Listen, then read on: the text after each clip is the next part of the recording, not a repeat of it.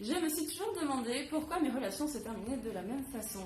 Alors au début tout va bien, il me soutient dans mes projets et lorsque je réussis et que j'accomplis tout ce que j'avais envie d'entreprendre, là la relation se transforme en un véritable cauchemar.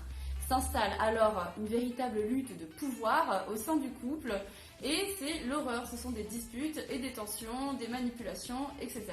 Tu l'as compris, la plupart des mecs se sentent vite en insécurité lorsque la nana réussit et ça pose problème. La perte de contrôle, je pense, les fait paniquer et du coup, c'est l'horreur. Toute femme indépendante se reconnaîtra dans ce scénario classique. Il fallait donc que je te partage mes réflexions car je sais que je ne suis pas la seule dans cette situation. Être une femme indépendante, c'est vraiment quelque chose de génial. C'est synonyme de liberté, d'épanouissement personnel, d'émancipation, de bonheur, de féminité à son paroxysme.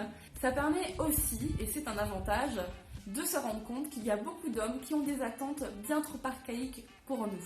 Parce que non, nous ne sommes pas dans la case des femmes fragiles, victimes, dépendantes, etc. C'est comme si la femme avait évolué trop rapidement en fait pour eux et du coup ça les déstabilise complètement. Alors au début ça les charme, mais après ils veulent absolument reprendre le contrôle sur nous. Et c'est l'horreur. En général, une femme indépendante tombe soit sur un mec qui, moi je les appelle, est un macho refoulé, c'est-à-dire au début il est tout mielleux et tu ne vois pas en fait qu'il a des valeurs machistes. Et c'est après, en fait, au fur et à mesure que le temps passe, et ça peut prendre des mois, voire des années, que le machisme reprend le dessus. Et oui, chasser le naturel, il revient au galop. Ou alors, elle tombe sur des mecs victimes à la recherche désespérée d'une deuxième maman pour s'occuper d'eux. Et du coup, ça devient aussi un scénario catastrophe car ils finissent par abuser de toi émotionnellement tellement ils ont besoin d'une attention constante sur eux. 15 ans d'expérience sur le terrain. Je sais de quoi je parle. Et là, messieurs, je vous vois en train de frissonner. Comme cette feuille. Mais alors, comment séduire une femme indépendante? Alors, premier conseil, tout d'abord, tu ranges ta maison, ta voiture, ta montre, ton argent. Bon, pour les abdos, c'est bon, hein, tu peux les garder, on s'arrangera.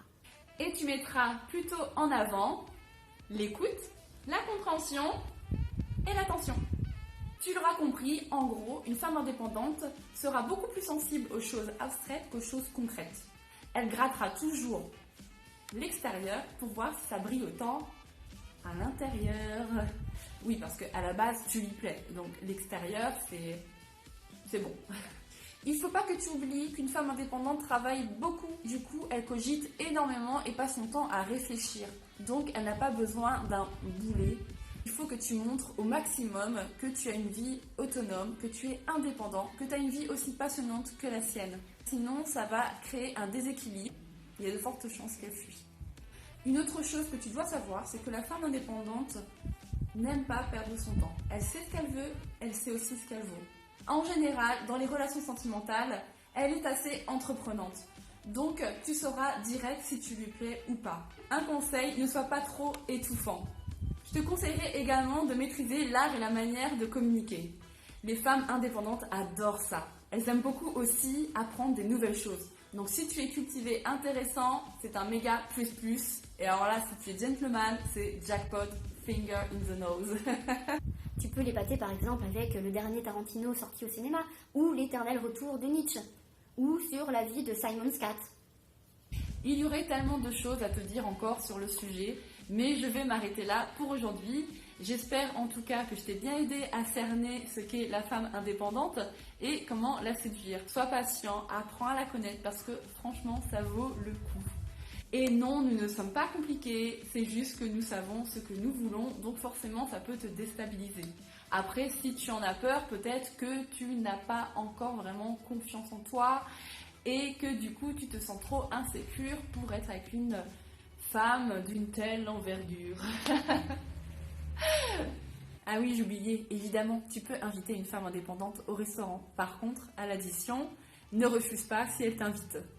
C'était Hélène Young à votre service, tatoueuse professionnelle, artiste peintre, mais aussi amoureuse des relations humaines. À bientôt pour la prochaine vidéo. Ciao!